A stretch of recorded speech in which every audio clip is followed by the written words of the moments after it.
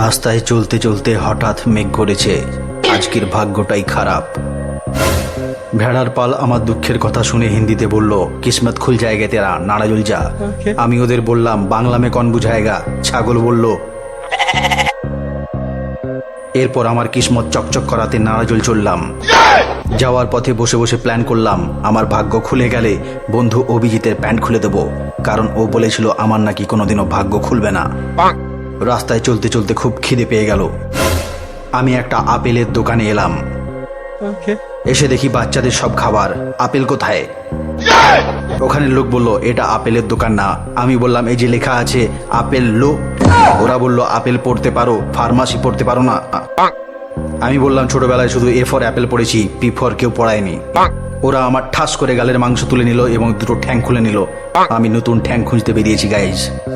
শেষমেশ একটা ঠ্যাংয়ের দোকান পেয়ে গেলাম। মাংসগুলো অরিজিনাল কিনা সেটা কুকুরকে খাওয়ানোর জন্য চেষ্টা করলাম। পাশ থেকে এক কাকা বলল, অরিজিনাল ভাই অরিজিনাল, এই মাংসই আমার পেট বাড়িয়েছে। এত দূর যখন এসে পড়েছেন একটা শেয়ার করে দিন।